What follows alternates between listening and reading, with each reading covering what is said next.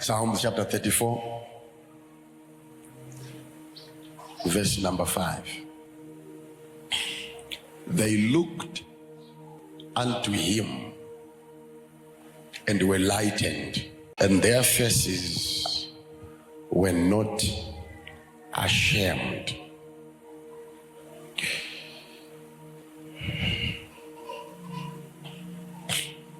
Second Corinthians chapter 3,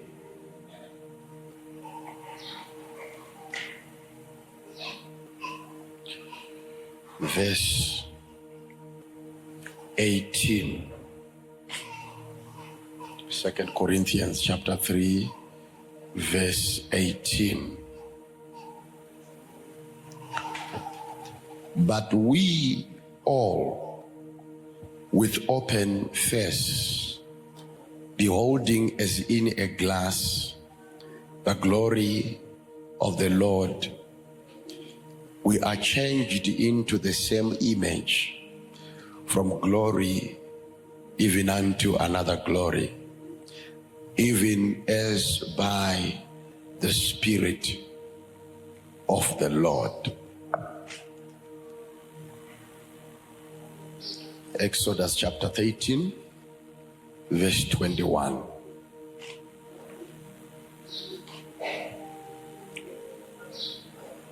Are you there? If you are there, can you say amen?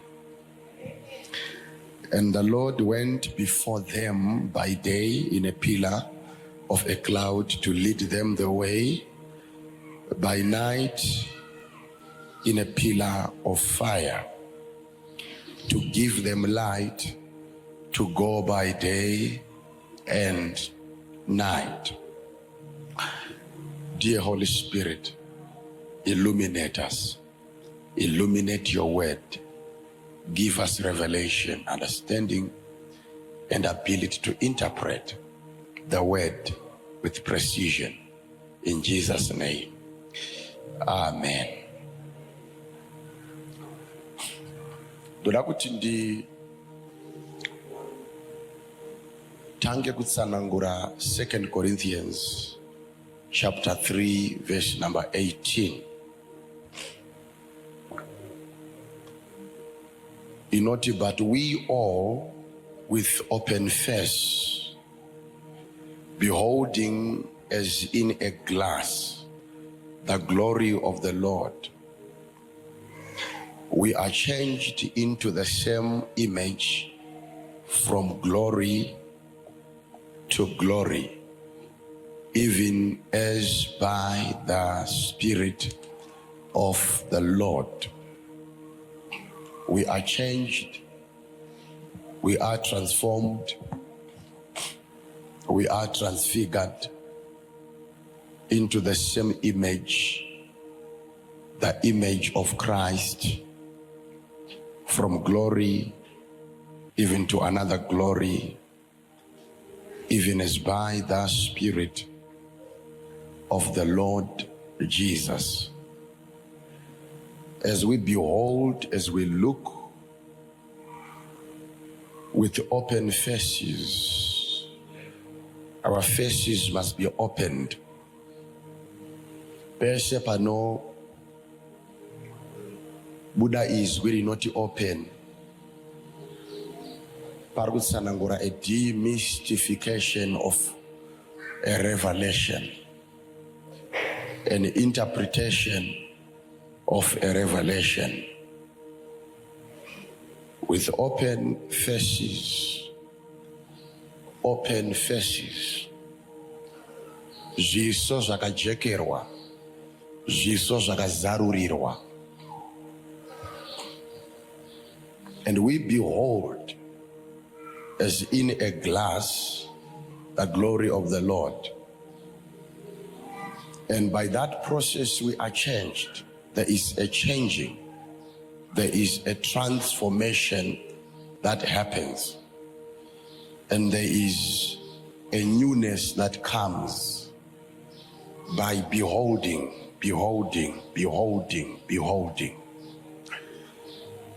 And we become the same image as the image that we are looking at. that word image muGreek rinotsanangurwa neword rinonzi icon. Icon. MuHebrew rinotsanangurwa neword rinoti selem. Selem. An image unenge munhu ari kutora mafoto ukanhonga foto yawanhonga inofanira kuburitsa zvimwe chete zvawanga uchiona. So there is no difference on the result of an image compared to the original image. The image and the original image must look similar. Icon, Selem, Icon, Selem. But we all as in a mirror, as in a glass. So put an image mauri yemunhu ariku apedza kudya kana kugeza. Akati chiregai ndibude ndiende kubasa kumuchato kana kupi kunokosha. Unotanga nekungozviona usatangirwe nevanhu vari kunze kukuona, nekuti uri kuremekedza nzvimbo yauri kuenda. Saka zvauri kuona mugirazi hazvifanire kusiyana nezvauri kutarisira kunge uri. So girazi riri kubatsira kuinterpreta zvauri zvausingagone kuzviinterpreta iwewe. Iwewe pachako kuti uzviinterprete haungagone. Kuti uzive kuti ndimbori mhuka yakadii yakasikwa naMwari panyika, zvinogona kukuremera, zvinogona kukutambudza until wawana girazi, odongorera mugirazi, otarisa girazi, oona kuti heya ndo zvandiri zvawatadza kuzviona iwewe, zvawakutoda girazi kuti ndaiziva kuti ndine shena mutsoka, ndaiziva kuti ndine mbovha pamuromo. Mwari ngavakudzwe nekuda kwegirazi nokuti raratidza zvinhu zvanatadza kunge ndichizvionera pachangu. Saka look at that example. Bible revealed, but we all, takawanda kudai, we all beholding as in a glass. Parikunzi beholding as in a glass. Parikufanira kukudzidzisa kuti motive yako paunenge woona Kristo Jesu ngairegedze kuva motive iri general. Remember, munhu ari kuzviona pagirazi ane motive ipi chai? Haana motive yekuti kana akaona shena iri mutsoka otomhanya kubuda achienda asina kumhenga abatikana neshena. Anomhanya kutsvaga kuti akomana koshena iyi ndobvisa sei, nekuda kwekuti ndaratidzwa shena kana mbovha kana magumbeze mumusoro ananga ndisina kuona. Saka the motive yako pakuona girazi iri kutangira pa willingness to change yourself.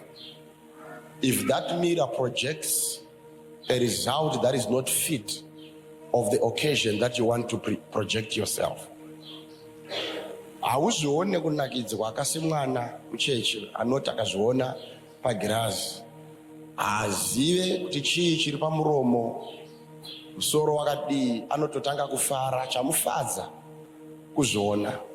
Motive yekugona kuzvishandura kuti afanane nezvaanoda kufanana nazvo mucheche haana. Kureva kuti wese akura ukaona kati ndipewo girazi, girazi hari unzwe kumunhu mukuru for entertainment.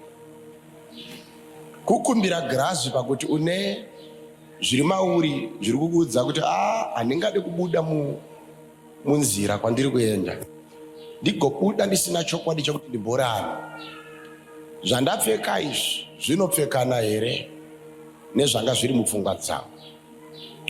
Beholding as in a mirror, beholding as in a glass, beholding as in a mirror. Ipapo bezi pakanzi beholding as in a mirror, pane motive inofanira kunge ichibuda ipapo. Kana uchizvitarisa pagirazi uri kumbozvitarisirei, ukazvipindura mubvunzo iwoyo uchaandastenda kuti vhesi riri kutsvagei mauri. Beholding as in a mirror, unotarisa girazi shungu dzichida kutsiurwa negirazi.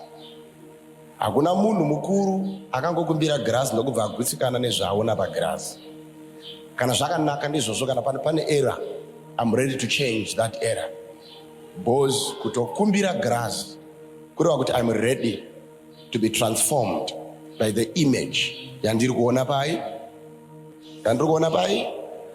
Saka beholding as in a mirror, pa-underline ipapo pari kutsanangura motive kureva kuti wese anokoka Jesu,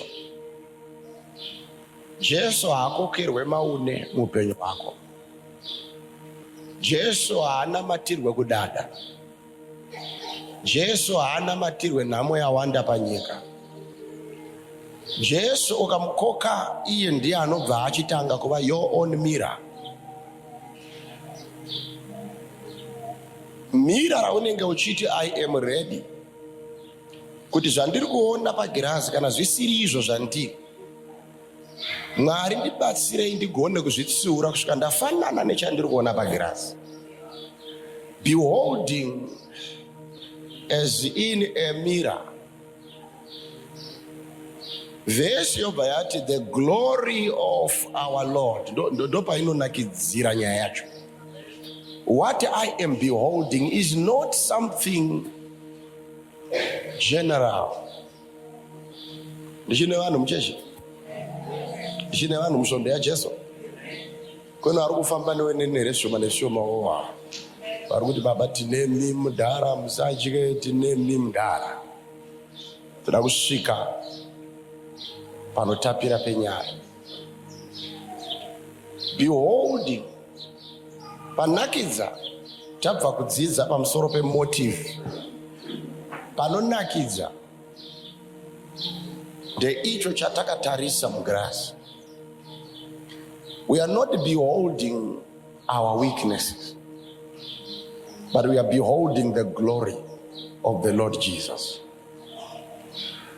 Takatarisa kwete Shona, iri girazi iri rasiyana needu, nekuti girazi redu rinoratidza zvatiri, but girazi iri rinoratidza zvaari. Adongorera girazi iroro haazvione iye, anoona zvaari. Saka iye ane kubwinya, ndava ndiye kubwinya. Agona kudongorera girazi iri, chaari kuona haasi kuona weakness yake. Ndo zvasiyana nemagirazi edu. Rako girazi kana ukanzi ridongorere panapo, unotanga kuona kusarongeka kwechiso chako. Unotanga kuona zvava kutsvinyira nazvo mangwanani uchifunga kuti majokes, ona kuti ezvo zvachitori chokwadi, yakakura mhino. Unozviona kuti zvachitori chokwadi, maziso mahomba. You are now projecting your weakness pauri kuona girazi iroro. But girazi iri ratiri kunzi we all beholding as in a glass,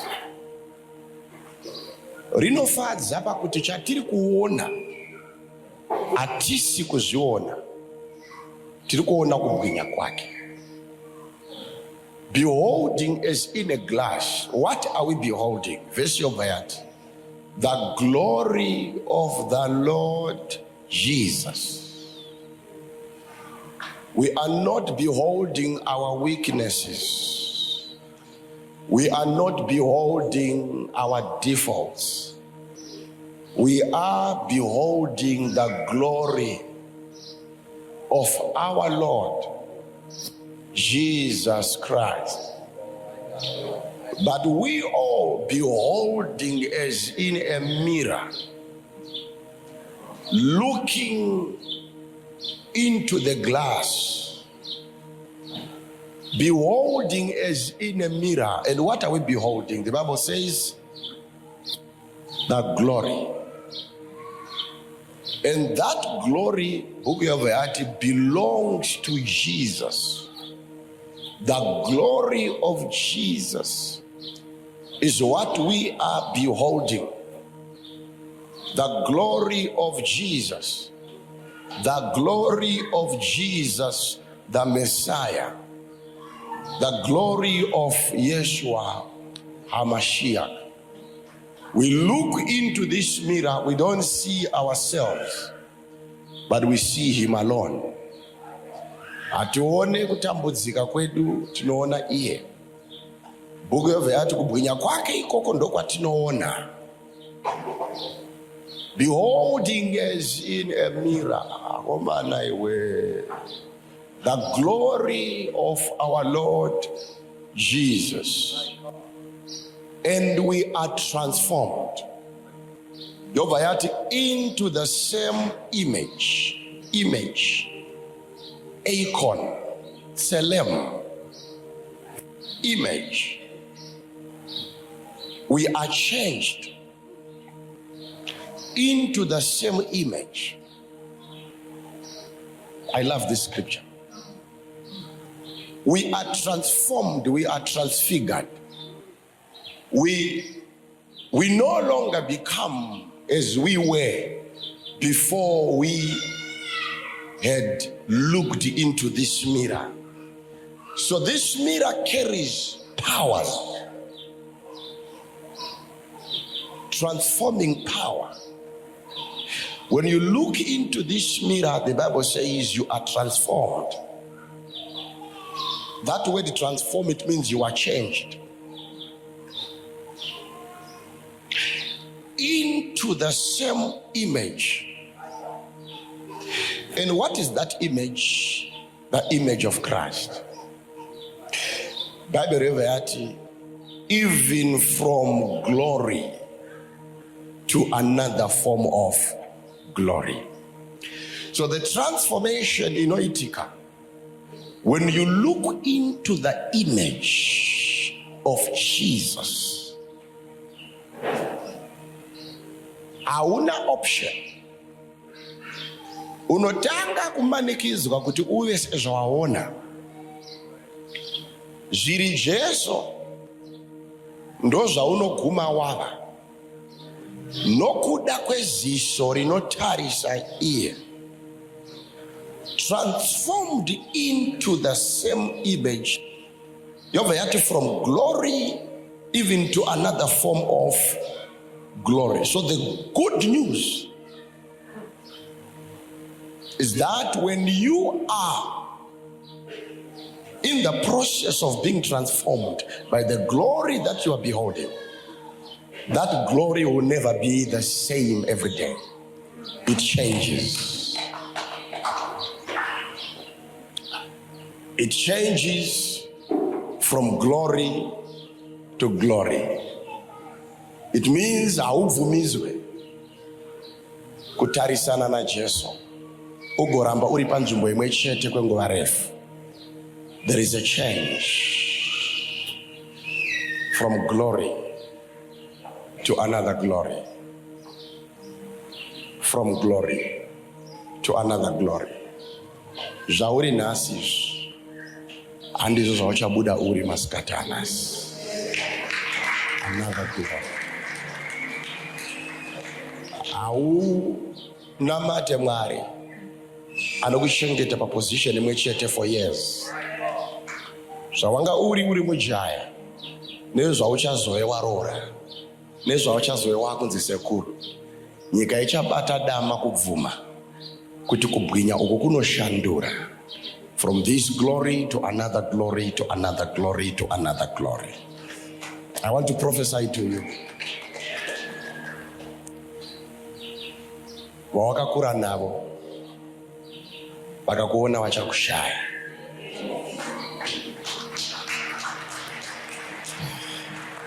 Wawakafunda navo vakaona vakakutsambuka hakusi kudada, vatokushaya.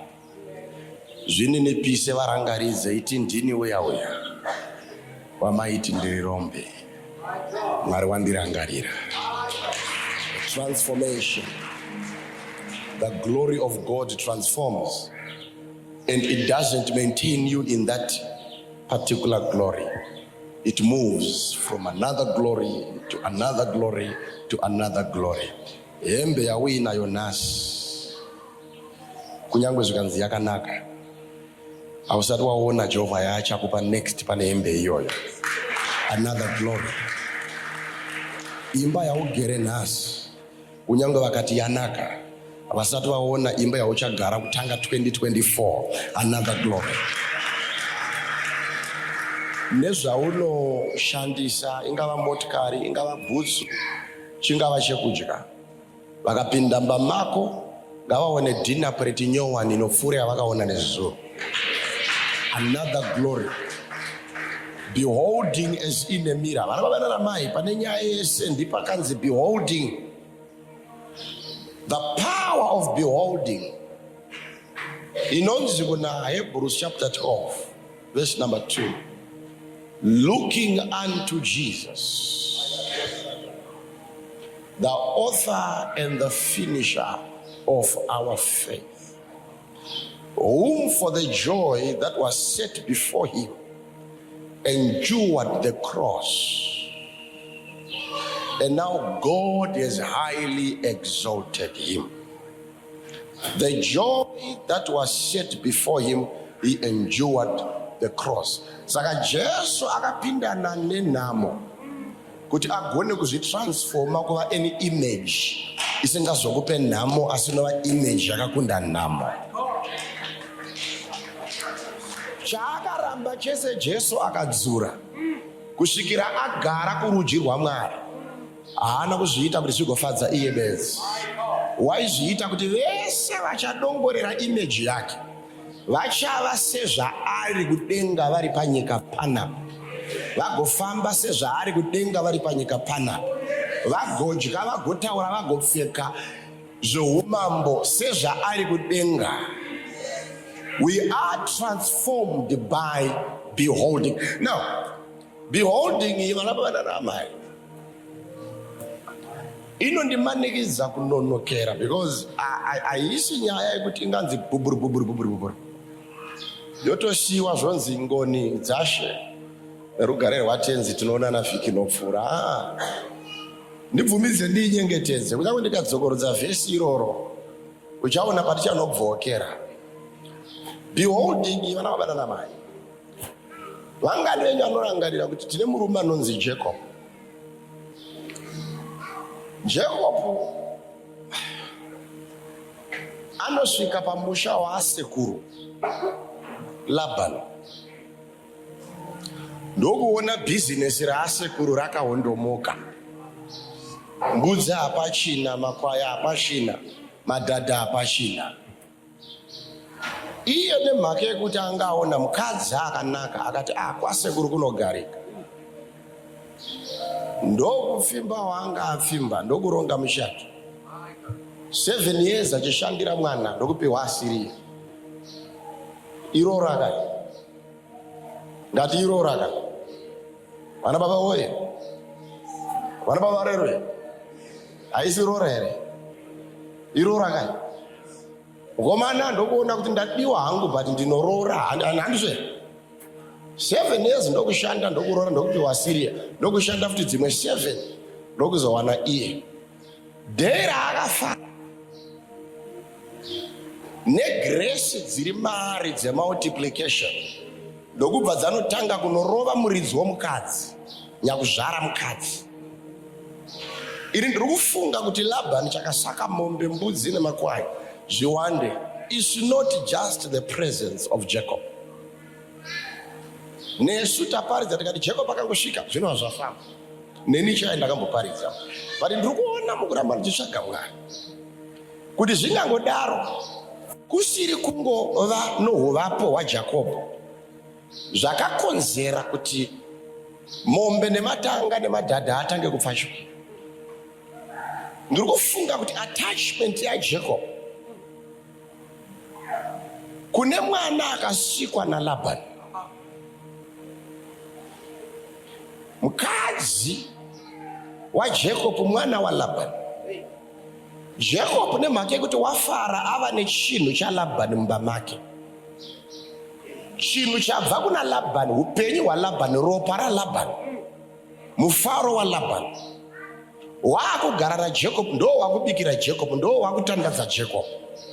The joy of Jacob had to manifest in Laban's atmosphere, because Labani ane chinhu chakanogara kuna Jacob, chisiri chinhu chiri temporary but chiri chinhu chiri permanent.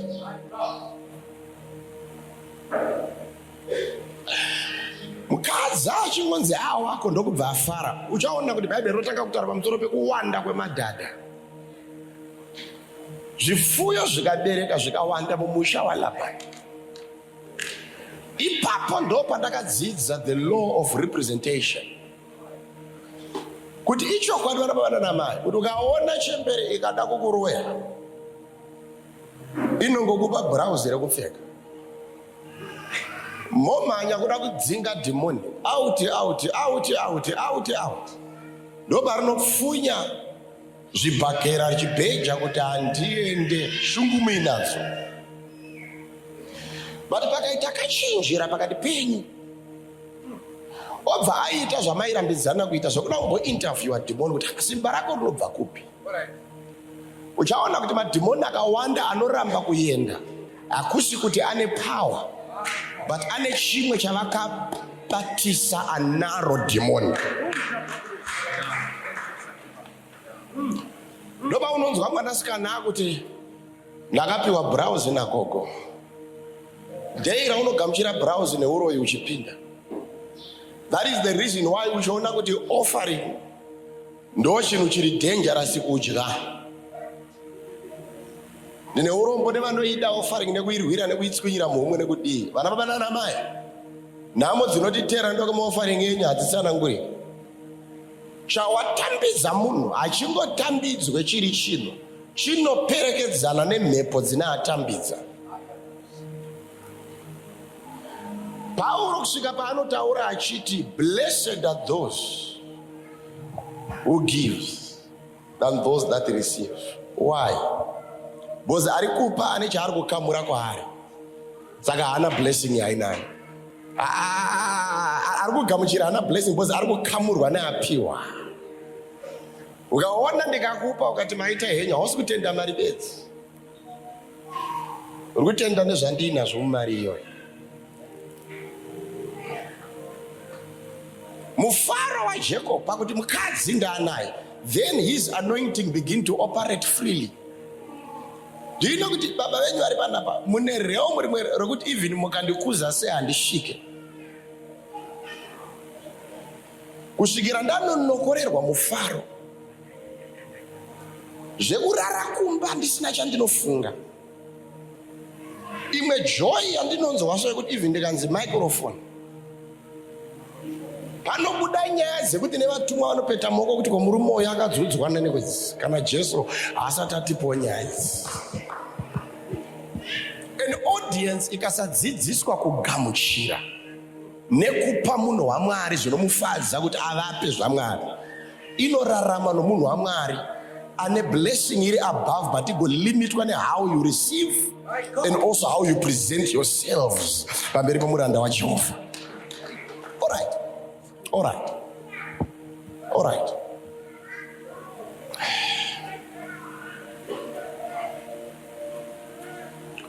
Do you know?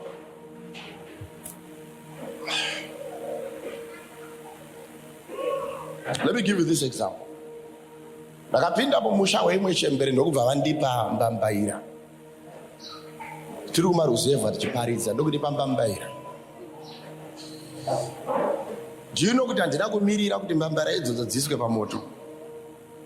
Ndakafara kusvika pakutenga kudzimhedura dziine madhaka kudaro mbambaira. Ndokutotanga kukanda mukana. Kondichitenda kondichitsenga. Maitenyo gogo kondiridza hangu mukanwa nembambaira dzambuya. Ndapedza kudaro. Pavakanoita go gore rinotevera. Vakauya nematsaga echibage nembambara dzimwe chete idzodzo nemanhanga pamusoro. Zvikandobvunza kuti nai mbuya imi mkuramba muchimondipa chii? Ndokuzonoudza mumwe munhu asiri nezvikanze kafarira kanoita baba pane chipo chandavapa, no matter how small. Munhu waMwari vanogamuchira zvinondipa manyawa ekuririsa zvimwe. So, uri wapiwa mbambaira. Wakona kuti nhongo ukanda parutivi. Ongoti maite enyu oenda. But uchalimita another level of provision. Pa provision diki yawapiwa nasi. Right? Munhu wese kuti agone kuoperate freely. Ane imwe joy inofana kutanga yasikwa mahari. No matter how gifted I am, you remain my limitation, all of you. If you do not seek what makes me happy as your spiritual leader. No matter how, zvaunozoona kuti pandinenge ndanokokwa. Panobuda nyaya dzamunoti kose baba vasingadzitaura kumba kwedu. Was an audience, I remember one day ndakanoparidza kuHate Cliff. Vanhu vaikuza even neintroduction yangu kuti manheru kuti akanaka sikoti aiwa zvakwana kanobva ati nhasi pachirohwa nyaya vanhu vachifara kungomhoresa bedzi ikuri tikati gare pasi une maoko kwata vakomana vhangeri yandakaenda paYouTube newana waiziva ndakairova zvekuti chechi yese yaita kutinhira kuti zvikanzi namunyaradza kuUK zvikanzi baba but amusara mabuparidza kudaro kuHeaven Life ndikati enda unoona reception yadapiwa otarisa yandinopiwa kuHeaven Life.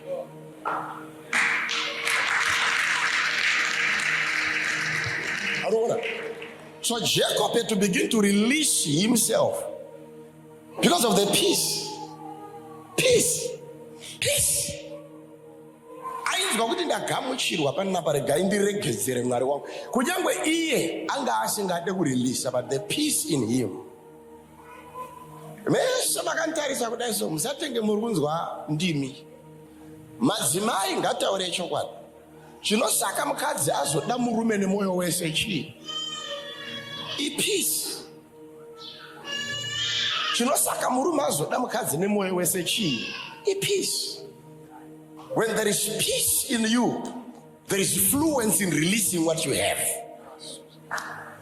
Aumbofa wa operator to the highest limits of God. Kana une audience inokunyima rugare. Kureva kuti if you want to grow in God, avoid the audience. Isingakupe peace. Stay away from people that do not allow you to perform. Shagaran vanokurudzira vanokupa positive words, vanokurangarira, vanotaura zvakakoshera iwewe mulife yavo, kwete vanokurangaridza zvawakaipira every day. Stay away from toxic people. They will destroy your levels of God and you will not go anywhere.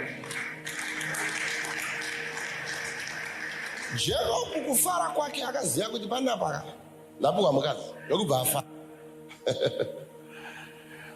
Nobva atanga kumanifesta Mwari ari maari. But panondirwadza vana baba nana mai nezvese zvaainge aita, wakaramba ari murombo nedikita rese raainge ainaro.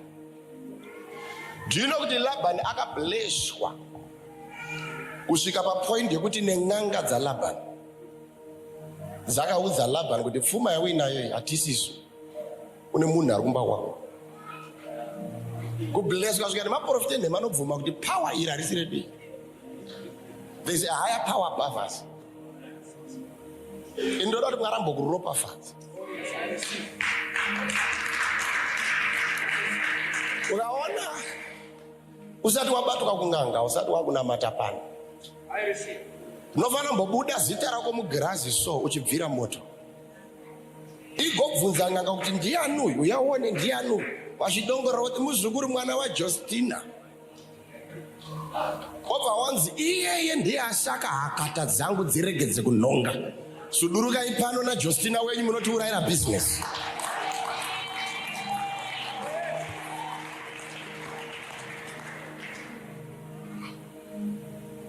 Levo rekuti nenganga dzavo dzinoudzanya kuvashanyira kuti uyu anopinda kupi, zvonzi heaven life, zvonzi mufundisi ndiani, zvonzi moto washa.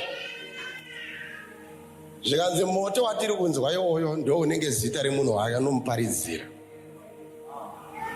Vediwe ibvai pano, wakambodzingwa kunganga. Wauya uri serious, akomana ndoda kubasirwa, odzingwa. Ndibva pano uri kuti vhiringidza. Gone are the days dzekuti unosvika pari kuombererwa mudzimu igobuda uripo.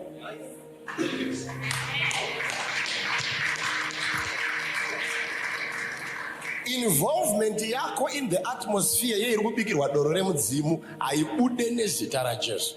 Unoona hama dzangu, mira uterere unzo. Ng'anga dzalabhani dzakanobata kuona kuti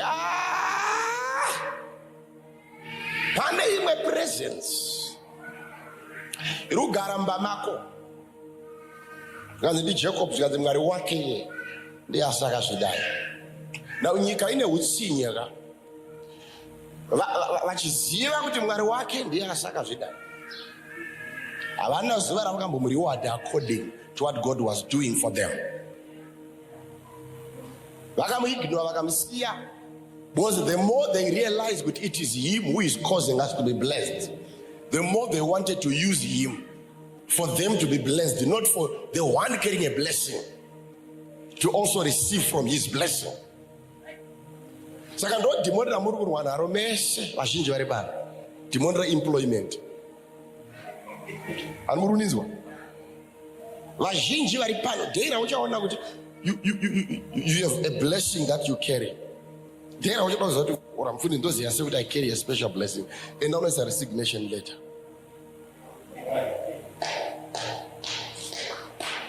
Ukaona vakaisaina nekukurumidza chimboita mugomo nonamata una chauinacho. Dheira unoti ndaakumbobva pano, ukaona kanyengetedzero kaunoitwa ndosaine kuti chauinacho chakakura kudarika chavo ivo, kunyange vari varidzi vekambani. Vamwe venyu muri muno mukadai makakomborwa kudarika zvamuri, but ana Labhani vanetenge vanokudai company car, otoya netestimony, company house, otoya zvese company, ngochanzi company wife, zvese company. Itestimony chete, hautoone limitation. Because pavari kuti company car, handisi kuda company car, ndiri kuda my car. Pavari kuti company house, handisi kuda company house, ndiri kuda my house. Ameno ndiri tegere muno mene. Zviri kunzi company, handisi kuda zveka. And ivo vachiva company, ukaona vakukupa, vanenge vaona kuti waisi zvinodarika dzimba dzavachakupa. Saka iwe unokupusa kwako manje itori testimony, nyamba it's a manifestation of suppression. Hakuna anojoina company nazo gara nzimba, hakuna. And adzipiwe wese dzinopiwa naJacob. Kunyaradzwa kunzi murege kutaura, but the devil is a liar. Aiwa, Mwari ngaandireizere ma-entrepreneurs, ma-pioneers. Listen to me very carefully. Jacob ndokubva azviziva, ndokubva ati ndakuenda. Labhani ndokuuya ndokunyengetedza zvikanzi doma chawada. Now, ndopa ndiri kuda. Kwakwese ukameno kuDhamasiko kwananichenda. Apa ndopa Jerusalem ipapa. Zvikanzi doma chawada ndinokupa. Nhasi ndopa moti doma chawada. Zvikanzi kunyangwe nesalary yawada ukaiverenga, I'll give you. Doma chawada kunyangwe nesalary yawada, I'll give you. And that was a revelation of how important Jacob was. Jacob ndokubva aziva kuti okay, ndikadoma salary ndazvilimita, ndoda kunodoma chakamusimudza. Chikusaka ave boss ndo chandiri kuda ichocho. Are you ready to take over company yaunoshandira uchibva panapa? Sati waredi. Chinokuitai kuti munzi boss pabasa. Kunyanga mukandita supervisor, kunyanga mukandita assistant manager, I don't care. Ndiri kuda chaka independence, chakasaka chikuitai boss. Chinosaka muti muri ku holiday ku Zanzibar. Muno gadha makomo muchidhigidha munyanza musingarohwe nehana, mari ichipinda.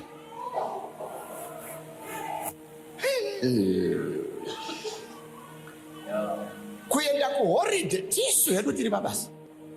Imuri ku holiday makapfeka nhumbi dzomukati ndo dzakaiswa kunze. Muchini wamadhiringa nemagirazi akaiswa kagaka pakona nekasumburera.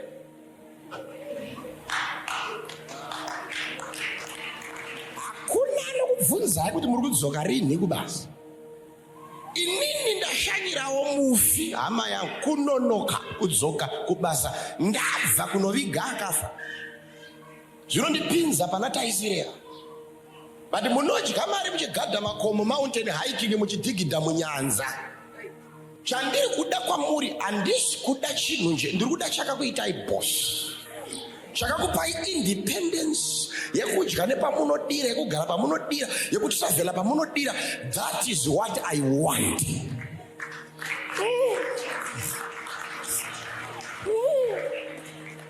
Jacob abereki dai tikachenjera saJacob, tiri pabeholding, mira tifambe nayo, mira tinyengetedza.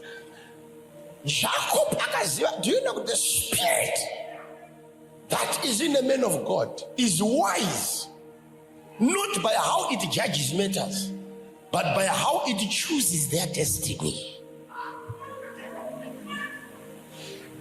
Solomon anovengwa naJehovha anonzi unodei zvawandipisira nzombe dzakawanda kudai.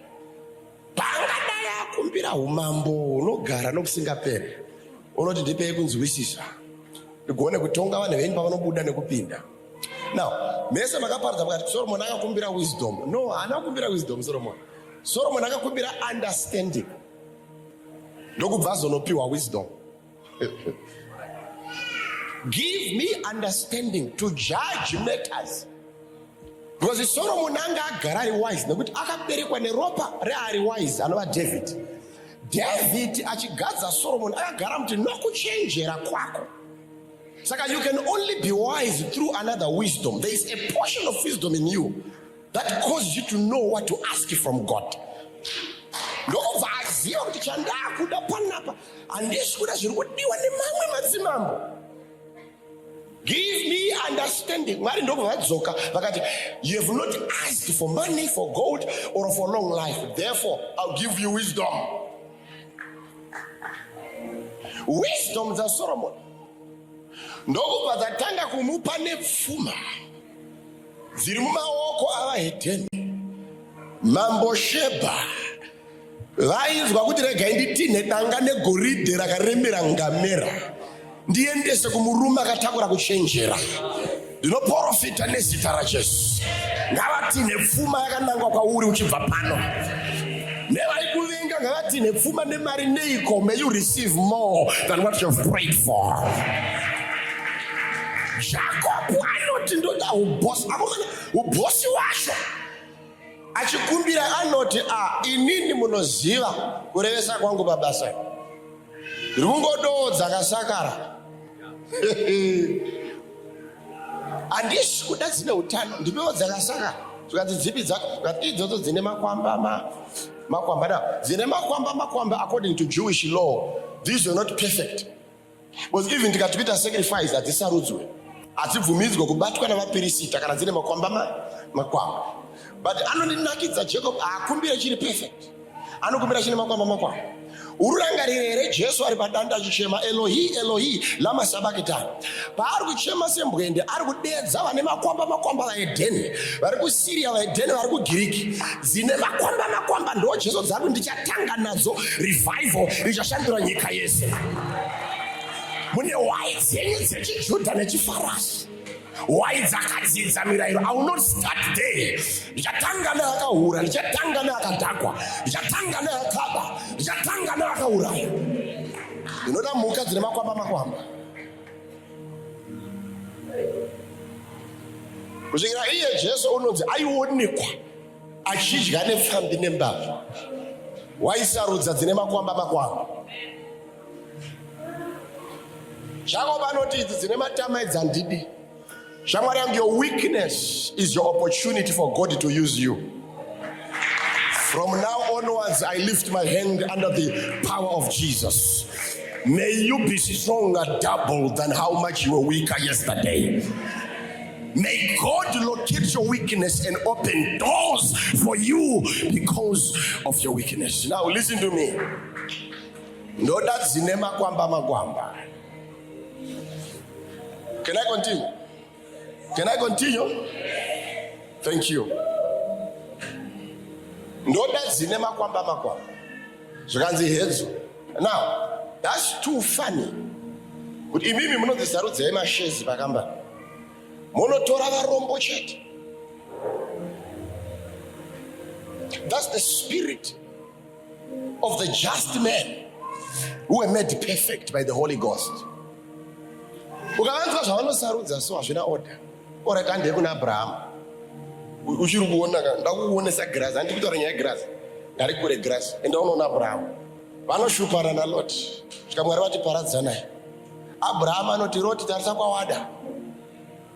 Kwakunakidza sarudza. Bhaibheri rinoti Lot akatarisa kune mafuro manyoro, kwakune mvura, kwainakidza kufura. Ndokubva apa ndo pandada. Ndokubva Abraham anonga rukangarabwe. Deira akasarudza a weaker place. He didn't know that he has activated a stronger power from God. Through your weakness, I will manifest my grace. Jehovah ndokubva as far as you can see, that land I'll give it to thee. Nyika irikunzi yandiri kukupa ndo ine rukangarabwa haina mvura. Ichava nemvura nekuti ndiri Mwari anoshanda nezvakazvidzika. Wasarudza renje makorokoto wandipa manyawi ekuzviratidza Mwari mulife yako. Tanga chechi nevane mari uone. Hakuna kwaunoenda. Tanga nevarombo kana uri munhu waMwari. Tanga nevasina kana uri munhu waMwari. Toda kuona kwaunoenda navo. Ukaona wese munhu waMwari kutsvagira manifesti dzakanaka. Hapana anoiti. Munhu waMwari anotanga naari kugwesha, achishanyira murombo achidya naye matemba, achinamata. David akaterwa mubako reAdulamu narume vakaparuka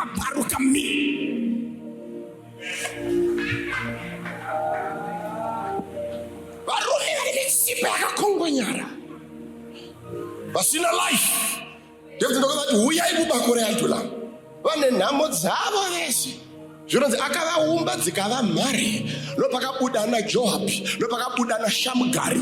Vakaponda 30 vaFiristia neshaembongoro. Varume vakanga vaine utera.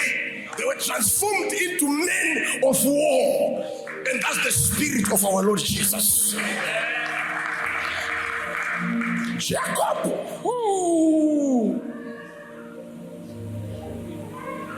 Anoti ndinoda dzine makwamba. Do you know that God spoke to me 3 years ago and he said, I did not give you a ministry that attracts millionaires, but I've given you a ministry that makes millionaires.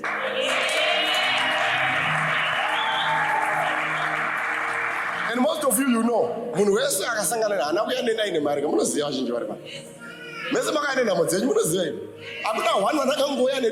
everything is well. No. Moyo wangu wakatakura. Inyaya dzenyu dzakazara mukati. ukaona ndichinamata ndichichema kuziva sangano randakapiwa naMwari. Tazopinda mustadium makanda atsvukira. Kune vasingazivi kuti munhu waMwari kune nguva yaaishema ari muadulamu nemakwaya nemakwamba. Do you know kuti go and look at my videos ababa Prophet Emmanuel Makandiwa 2006 and 7 enontarisa vanhu vanga vari around him. Ndinonotarisa tarisa mavideos iwayo vakangopera misipi yakareba kudai, so uchazoroti vanhu vakawanda but nhamo yakawanda futi. Paritarisa vanhu vari kuBasilica nasi, and those people were transformed. I know people who are my friends vari kuBasilica vakauya vachitengesa mabanana vakasimudzwa naJacob. Unotamba neheaven life ndokunobva mudzi wedu ikoko, tinoreisa marombe kubva muguruva.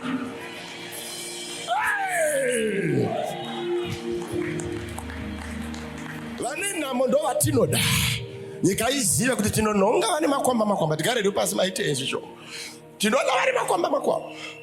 Handisi kumboda izvezvo kuti endese pasocial media vamwe tenga vane mari vauye vasapote chechi yaMwari haisapotwe. Kune mumwe akazoti mfundisi shoko renyu ndorida zvamboyandidzwa kutsigirai. Ngati kana kuri unditsigira gara kumba ina handitsigirwe. Vakambotsigira Mwari.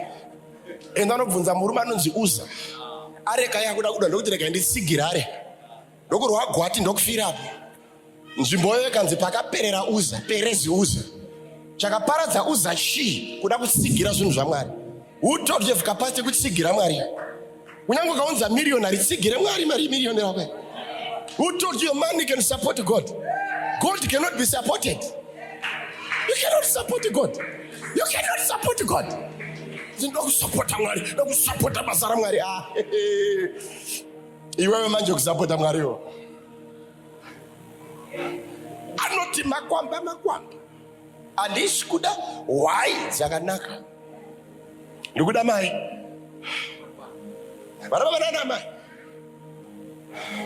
The power of beholding. Zinouya zine makwamba. Nyama mukomana akachenjera. Jacob. Do you know kuti Jacob dzauya kuda? Na Labani akasara achizvibvunza kuti naini kupusa. Do you have there some offers dzaunotora so dzaunoti vanotaura kuti akupusa? Neremwe bururu wangu mfundisi akauya kuchechi kwangu so ndobva kuona imesi ndokutarisa kapani. Ndogona dzakanaka dzinzi moto washa. Kutora kuti yakatsvuka. Nevanhu vaya unakana wani papa vangatoita kuti ite fruit. Ndikati ko ndo vana Mwari wangu. Ndo vatanga kundiuteurira zvekuti ndakapfuta kuti ukuchaitsa vanhu man. Tambisa vanhu. Kuti dzandakaona kuchechi kwangu tambisa vanhu. Andikutambisa yakanaka karati yangu. Zvandakakudzwa andikutambisa. Kutambisa vanhu. Ndiro ndakamuudza kuti ndakamuti chenjera kukumbira mari yemadomasi munhu angakupa mari yemba. Hamuna mbondinzwa. Ndakati chenjera kukumbira mari yemadomasi kumunhu anga anokupa mari yemba. Unoti ndofonera mwana wesangano Peturu. Inini sati mandiziva ini. Ingatonyarara murodhi tosunda namai.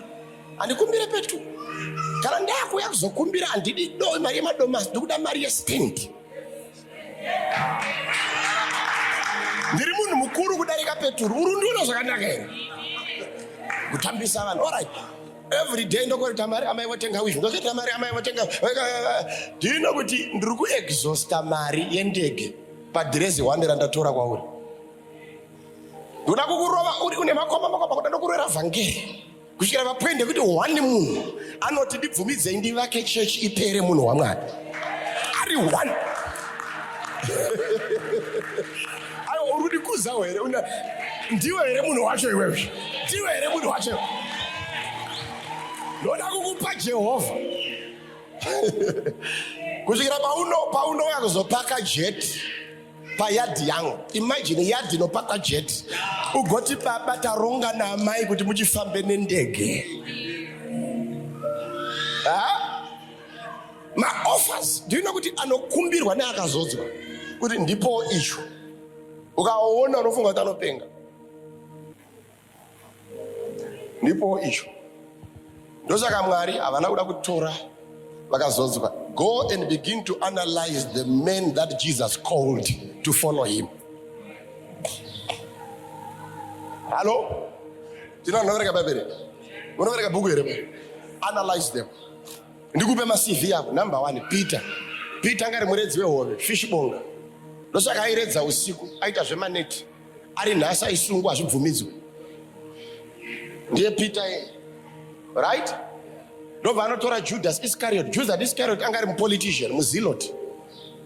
Aiita zvechibhakira chezuva iroro because vanga vane group remazilots raitenda kuti we should be decolonized from Rome. And if the Messiah comes, he should help us with the war to be decolonized. And Judas was one of them. He was a politician. Shona notora Matthew. Matthew aishanda pazinara. Ndiaipinza motikari nemadhiri. Terrace. Ndaunona vese vakadedzwa naJesu. Nditsvakire 1 mushinu. Ndibatire 1 mushinu pane akadedzwa naJesu. Marombe varume emadhiri vakangwara so. Vanoziva kuti nyika iri kuenda kwakadai zvakatenda pakati. Mdharaka zvakamira so. Vanopinda mukati munorongwa zvinhu. Aingorova nebhasha kanditere. Vaiona chechi yaJesu chitanga vaiti ndo mafanisi. Dzine makwamba idzi. Adzimuke mhuka idzi dzakaparara. But naMwari dzinomuka paservice yanhasi.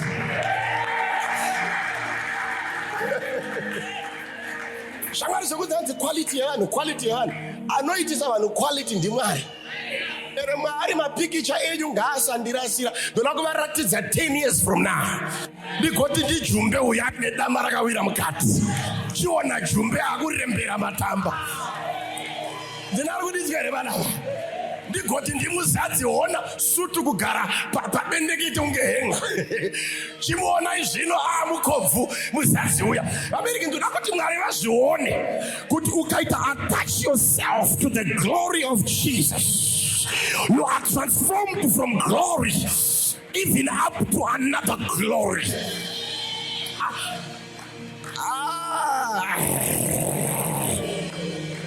Mapikisha ukaona tikatumira paFacebook, handi kuda kuupdate Facebook. Tichengeta vagoona. Nongerwa pikicha rangu 4 years from now. Uchaona kuti glory handiri kuparidza ndeyechokwadi. Tenguva dzataifamba tine makwamba kuna kana imboona kuti munhu waMwari. Kana. Ari makwamba miri wese. I remember rimwe gore ndakaita retire from preaching. Ndokunogara musango kudzimba dzeGarikai musango 3 years with my wife and my 2 children. Ndichishandisa bread toilet. Ndikakuudza muromo ngati kunyepa. Ndikabvunza mudzimai wangu. Nyaya chakada kufanira mbotaurwa nababa. Remember baby ndichigeza mutoilet. Bota takavaka nezvidhina zvekumapurazi zvekupisira zvazvo. Saka toilet yakati naiwa nekusvika yawiki. Ngo ndiri kugeza mvura iri kunaya. Vanangoguma saiti. Ndo varatirese uku ndiri kugeza. Ask my wife, you tell you. Ndinotenda Mwari kwakauya murume ainzi Pirani. Ndakati mufundisi bathroom yadonha. Ndakapfuura nepo inini, I'm telling you. Ava mai vari pasina. Ndove yawasiya Maxine. Waiona usati wasiya yemasikati. Mozotiona tapfeka masutu matete kudai woti vari kunakirwa. Vabereki, kwakune makwamba kusero. Life ya amai ava vakapera miri zvekuoneka bhonzo repanapa. Raita kubuda kudai. Waitokaisa silver pano raigara dhora up. Mukadzi wangu. They are not good, those pictures. Deira ndakatama ndakaenda kwenda kukwadzana ndaneta namani chada. Ndino ndakauya semuno mukwadzana. Vafanisi. Ndakaudza dzimai ndikati mukadzi wangu zvauchafa. Uzamvira ono magezi. Ndokubva ndanotsvaga imba mukwadzana 4. Ndokuiwana ndisina mari yerent. Saka muchabhadhara nene ndikati ndichingopinda mwedzi woyo panopera mwedzi uri kutera nakupai dhapu. Noza rendro dakantarisa so akati mati kudi ngati ndichingopinda chete. Ndikangopinda ndipinda chete. Ndingogara ipapo chete ndikukudzai uri kutera mwedzi wandokupa idhabu. Meno chicha akaona mandiri. Bva ndibvumidza. Kuni ndakambowana imba nomuti wakadaro. Tanga kwangu inini. Ndiri kuBible College ndikamhanya netsoka kubva kuLiving Waters kuenda kuGarikayi kuSeru. Ndokudzama ndikati imbatayiwana. Apa ndiri kuti imbatayiwana hadzina zvakwanda zvokutsanangura. Kune rori rinodhuruma panza. Vachakatotobuda izvo ndikati izvezvi. Ndokutanga kurongedza namai. Dhei ravakashaira. Still remember. Makabuda mabhaketi matatu edust. Bozi mumba mataigara musina floor. Taiwaridza mapurasitiki. Maiti mukashanya mukaita 3 weeks muri kuvaenzi maidzoka mane churu mudining. Amai voputsa churu vodira maoil waisa plastic. Torara namaya. Tena Jehovha ari makwamba. Hakuna kana imboti prophet. Maprophets aita kandiona iti ava ndovari kuzamawo kuzviti vanhu vaMwari. Mwari ndokunhonga vane makwamba. Shamwari yangu zvandiri kutaura izvo handisi kuti unzwisise. Indawo yekuti ufare uone kuti Mwari mulife yevanhu. Mwari iye akandirangarira kunyika yemakwamba. Uchibva pano ngakurangarire nezita raJesu. Vana baba nana mai Jacob ndokunhonga dzine makwamba ndokubva aziya kuti that's the opportunity for God to manifest. Labhani achiseka, bari Jacob waiziya Mwari wake. Varengi vako vachiseka vachaziya kuti Mwari wako mukuru. Bhaibheri inoti ndokubva Jacob aona kuti alright ndoda kungoprova adhala kuti Mwari uya akawedzera madhadha ndiye achiri mandiri. Can I give you this God? Are you ready to prove them wrong? Amboprova adhala mbowaradza kuti Mwari uyu. Zvinonzi mukomana wakatora mashizha nemiti aiza mapoplar trees. Ndokubva amaveza zvine art yekusiya makwamba. Ndokutora nemiti nemakwamba imwe achisa ega makwamba. Kana iri reza itakaveza zobva siya karaundi. Kanonyatsoonekera. Ndokubva ataimira dzanga dzakazvitakura, mombe nembudzi nehwai. Ndokunoradzika painwira dzakazvitakura. Mark that. Painwira kwete dzese dzakazvitakura. Kuna kuti chaaifana kutanga kuona potential. Haibvumidzwa kujaja ganda, aifana kujaja potential. Haukawane vafundisi vakadaro mazuva vasingajaje ganda, vanojaja potential. Kuona kuti ibhutsi yakachaya manhasi but zviri mumunhu anondizvarira zvakawanda munhu. Aingosarudza dzine potential. Bhaibheri rinoti padzainonwa dzairamba dzakaita beholding ezine mira. Dzairamba dzakaita behold. Dzichinwa kudai dzona pane makwamba. Zvinonzi zvaionekwa zvainonorunzira nechakatakwa.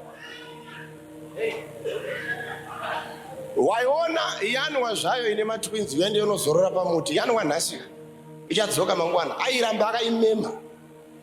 Haifane kudzokera pasina makwamba. Ikada kunonwa pamwe yotinwa dzokera yononwa ipapo.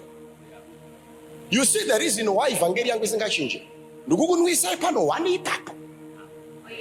Inwa ipapo. Haubvumidzwe kuti wanwa pamwe pane patakaseta. Patinoziva tokaramba uchinwa ipapo.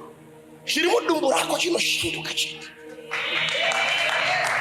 Urikuonera kuti kutangwe imwe ikafasta poza hakuna mombe yakaichaziva ndanwa apa rikadinwa apa mangwana. Zvaitoda iye Jacob kuti arambe akamonita. Achimonita makwai. Yangoda kunwa pamwe yonzi dzokera. Ikada kunwa dzokera. Abereki prayer toramba chiti dzokerai pa prayer, dzokerai pa prayer, dzokerai pa prayer. Pane zvatakaisa muprayer.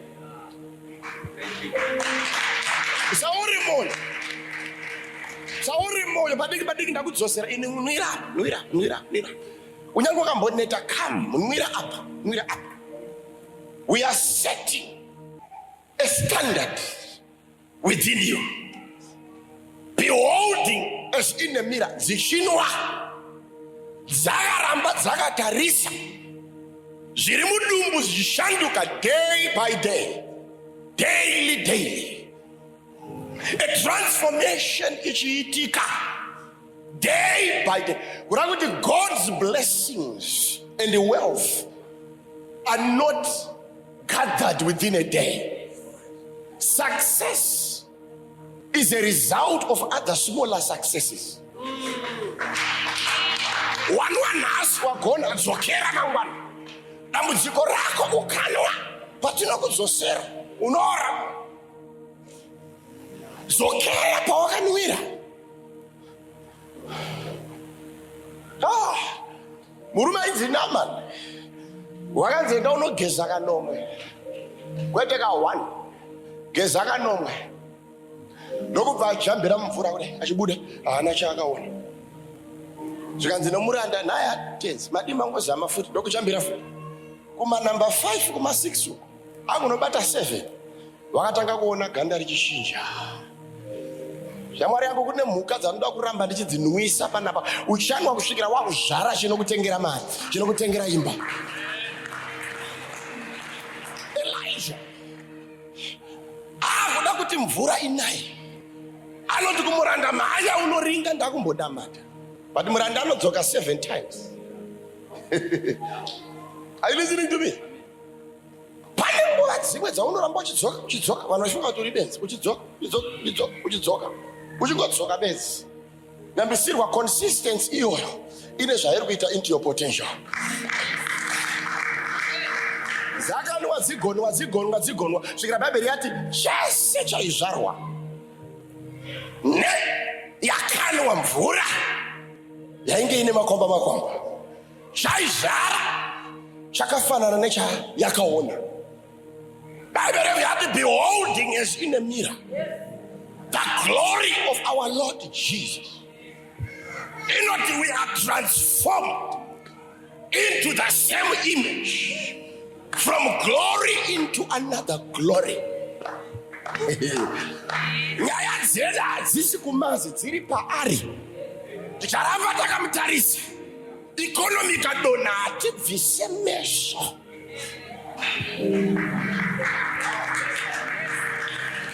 Our transformation is a product of beholding. Ndinoramba ndakatarisa rugare kunyange ndisina mari. Ndicharamba ndakatarisa healing kunyange miviri uchirwara. Ndicharamba ndakatarisa prosperity kunyange ndisina kana dora rekutanga business. I want to behold my glory. Hazina basa ndarambwa nenyika. Hazina basa ndafirwa navabereki mwana atorwa naJehovha. Handibve pakanwira madzibaba. Simera Jakobho mweya wangu rambira ipapo. Kusvikira chakaberekwa neni chishandurwe chigova a transformation. Ndati a transformation.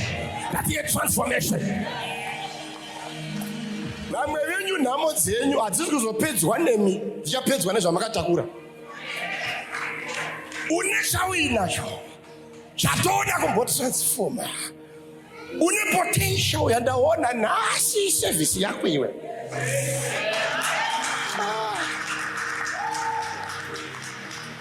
By the way, we are transformed into glory. When the glory is Shekinah, we are illuminated. Oh my God. They looked at him and they were lightened.